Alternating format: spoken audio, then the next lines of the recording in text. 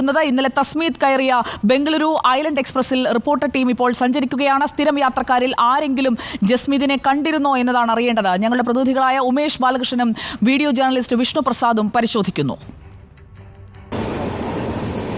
ഇന്നലെ തസ്മീത് തംസം കയറിയ അതേ ട്രെയിനിലാണ് ഇന്നുള്ളത്. ഇന്നലെ അത് ഏറ്റവും മുന്നിലുള്ള എഞ്ചിനോട് ചേർന്ന ബോഗിക്ക് ചേർന്നിട്ടുള്ള അൺറിസർവ്ഡ് കോച്ചിലായിരുന്നു യാത്ര ചെയ്തത്. ആ യാത്രയിൽ ഇന്നും സമാനമായ യാത്ര നമ്മൾ ഒന്ന് കണ്ടിന്യൂ ചെയ്യുകയാണ്. കാരണം രണ്ട് ഉദ്ദേശം മാത്രമേ ഉള്ളൂ. ഒന്ന്, ഇതേ ട്രെയിനിൽ യാത്ര ചെയ്ത ഒരാൾ ഫോട്ടോ എടുത്തിരുന്നു. പക്ഷേ അതിനുശേഷം മറ്റ് സ്ഥിരം യാത്ര ചെയ്യുന്ന ആളുകൾ ഒരു പക്ഷേ ഈ ട്രെയിനിലുണ്ടാകാം.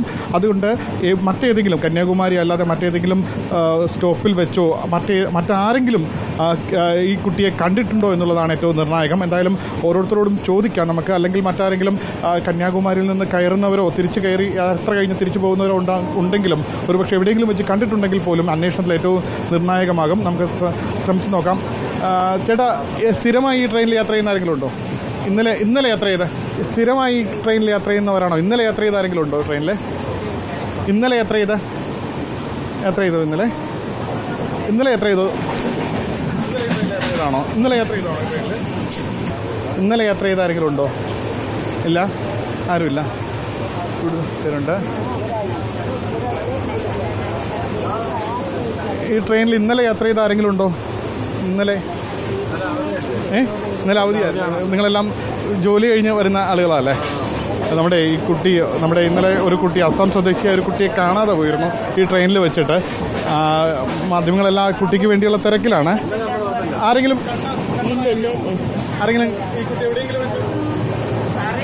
അറിയില്ല, കുട്ടിയെ കണ്ടില്ല എന്ന് പറയുന്നതായിട്ട്. അല്ല, നമുക്കറിയില്ല. നോക്കട്ടെ,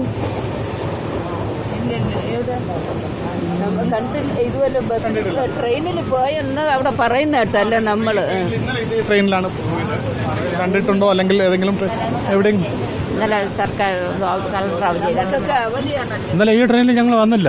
ഇന്നലെ അവധി. എവിടെയെങ്കിലും വെച്ച് ഇല്ല. എവിടെയാ ഇറങ്ങുന്ന എല്ലാവരും? എന്തായാലും നിലവിൽ ഈ ബോഗിയിലുള്ള ആളുകളൊന്നും കണ്ടിട്ടില്ല. അടുത്ത ജംഗ്ഷനിൽ, കാരണം ഇനി പ്രധാനമായി 5 സ്റ്റോപ്പുകളാണുള്ളത്. അതായത് അടുത്ത സ്റ്റോപ്പ് നെയ്യാറ്റിങ്കര, അതിനുശേഷം പാറശാല സ്റ്റോപ്പാണുള്ളത്. പാറശാല കഴിഞ്ഞാൽ അടുത്ത് തമിഴ്നാട്ടിലേക്ക് കയറുകയാണ്. പാറശാലയാണ് കേരളത്തിൻ്റെ, അതായത് നിലവിൽ കേരളത്തിൻ്റെ ഈ ട്രെയിനിൻ്റെ ബോർഡർ പാറശാലയാണ്. പാറശാല കഴിഞ്ഞ് കഴിഞ്ഞാൽ കുഴിത്തുറ തമിഴ്നാടിൻ്റെ ഭാഗമാണ്. അത് കഴിഞ്ഞാൽ എർണിയൽ, അത് കഴിഞ്ഞാൽ നാഗർകോവിൽ, അത് കഴിഞ്ഞാൽ കന്യാകുമാരി. ഇങ്ങനെയാണ് സ്റ്റോപ്പ് പോകുന്നത്. എന്തായാലും ഈ സെക്ഷനിലുള്ള ആളുകളൊന്നും ഇതുവരെ കണ്ടിട്ടില്ല. നമുക്ക് അടുത്ത സെക്ഷനിലേക്ക് അല്ലെങ്കിൽ അടുത്ത ബോഗിയിലേക്ക് കയറേണ്ടതുണ്ട്. അത് നമുക്ക് അടുത്ത സ്റ്റോപ്പിലെത്തി ഇറങ്ങിയ ശേഷം അടുത്ത ബോഗിയിലേക്ക് കയറി കൂടുതൽ ആളുകളോട് ഇക്കാര്യങ്ങളെക്കുറിച്ച് ചോദിക്കാം. ഏതെങ്കിലും രീതിയിലുള്ള ഇൻഫർമേഷൻ കിട്ടുകയാണെങ്കിൽ നമുക്ക് അപ്പോൾ തന്നെ പോലീസിന് കൈമാറുകയും ചെയ്യാം.